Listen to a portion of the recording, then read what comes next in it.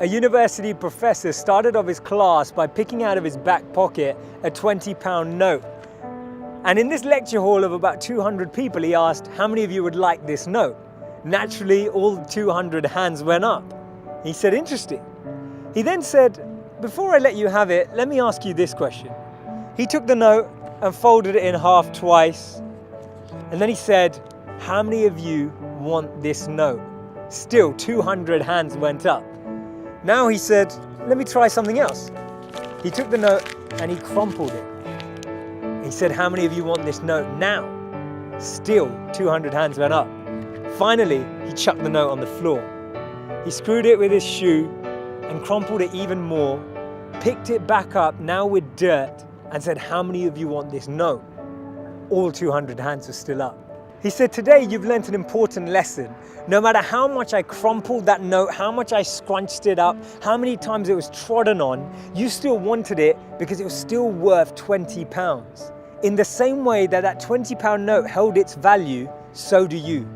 No matter how many times life will tread on you, life will crumple you, life will scrunch you, and life will squeeze you, you will always keep your value, that spark within us all of bliss, knowledge, and eternity that exists. That spark will never be taken away.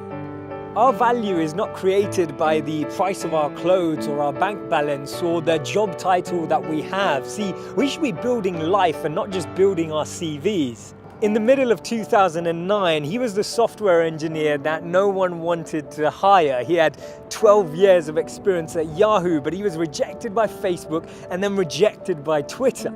He'd been to a great university. He had a great CV. But he decided to team up with one of his alumni members at Yahoo and started to create an app and focus on the startup space.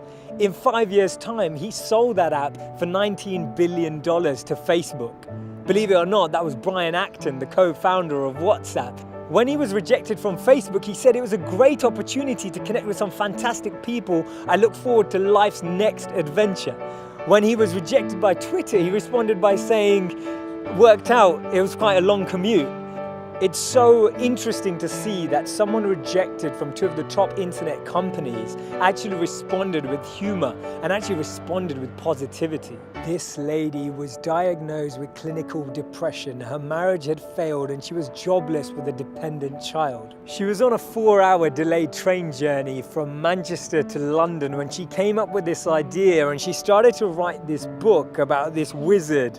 And as she started writing, she then finished her manuscript, took it to 12 publishers and was rejected by all 12. Believe it or not, that's J.K. Rowling. This man watched his first company crumble. He was a Harvard University dropout and his first company's demo didn't even work. He went on to build Microsoft. His name's Bill Gates. Therefore, failure is just a sign that we need to widen our scope. We need to be ready and build ourselves up for the next level. Actually, what we end up achieving is far greater than what we'd envisioned for ourselves. And this divine plan, this orchestration can't be happening without this intervention that occurs, because if we had it our way, we'd just settle, we just accept what we thought was our goal, what we thought we were chasing. But actually, I've noticed that when you don't get that, later down the line, you look back and you reflect and realize that what you've gained is so much greater. Failures are only failures when we don't learn from them, because when we learn from them, they become lessons, and we actually extrapolate all of these teachings and actually get more insight into how we can improve the way we work and how we can actually drive with a different energy. The challenge we have is that we only talk about people's failures when they succeed, and that's why they become this taboo, or we feel like their failures never happened. We need to share these stories earlier. We need to bring out these stories and experiences on the journey so that people who are on the journey can actually follow in those footsteps.